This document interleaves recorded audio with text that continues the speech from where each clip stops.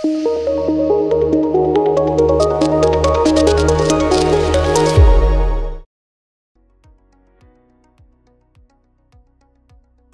Viewers, నేను doctor Suma, consultant 49 fertility centre Vijayawada.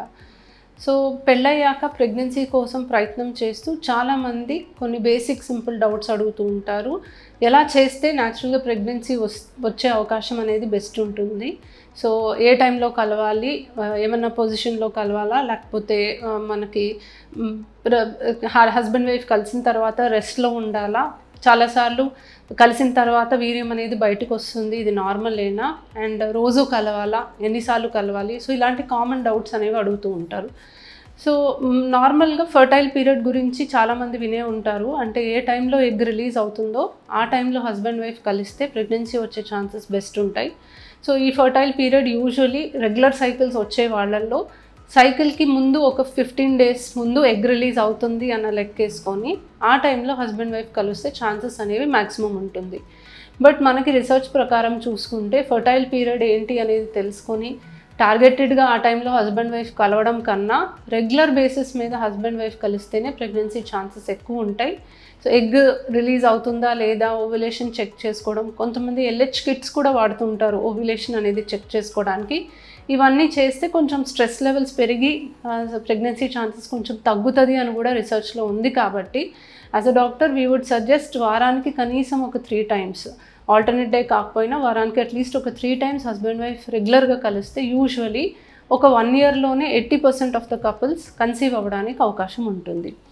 So conceive అవ్వడానికి chances పెరగడానికి ఏదన్నా స్పెసిఫిక్ పొజిషన్ కానీ ఉంటుందా అంటే అటువంటిది ఏం లేదండి. రీసెర్చ్ ప్రకారం ఈ పర్టికులర్ పొజిషన్లో కలవాలి, లేకపోతే కలిసిన తర్వాత ఒక 10 నిమిషాలు బెడ్ రెస్ట్లో ఉండాలి, లేకపోతే ఏదన్నా కలిసిన తర్వాత ఒక పాస్చర్ మెయింటైన్ చేయాలి, ఇవేవి కూడా ప్రెగ్నెన్సీకి ఇన్ఫ్లుయెన్స్ అవ్వదు.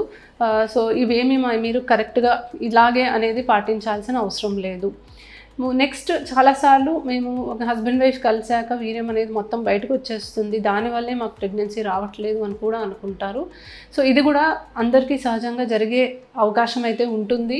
అండ్ దానివల్ల ప్రెగ్నెన్సీ రాదు అని అనుకోవడానికి కూడా లేదు. ఎందుకంటే ఎంతో కొంత డెఫినెట్లీ యూట్రస్ మీ గర్భసంచిలోకి స్పర్మ్స్ అనేవి ప్రవేశం అవుతాయి. అండ్ కొంత వీర్యం బయటికి వచ్చినా దానివల్ల మీకు ప్రెగ్నెన్సీ రాకపోవడం అనేది జరగదు. సో ఇది కూడా మీకు ప్రెగ్నెన్సీ రావడానికి అసలు మ్యాటర్ అవ్వదన్నమాట. And last but not the least, ఒక హెల్దీ లైఫ్ స్టైల్ అనేది లీడ్ చేస్తే న్యాచురల్ ప్రెగ్నెన్సీ ఛాన్సెస్ ఆటోమేటిక్గా పెరుగుతుంది. సో చాలామంది ఇది చాలా ఇగ్నోర్ చేస్తూ ఉంటారు, వేరియస్ అదర్ ఆస్పెక్ట్స్ మీద ఎక్కువ కాన్సన్ట్రేట్ చేస్తారు. సో రెగ్యులర్ ఇంటర్కోర్స్తో పాటు ఒక హెల్దీ లైఫ్ స్టైల్ ఫాలో అవుతే ఖచ్చితంగా న్యాచురల్ ప్రెగ్నెన్సీ వచ్చే అవకాశం ఉంటుంది.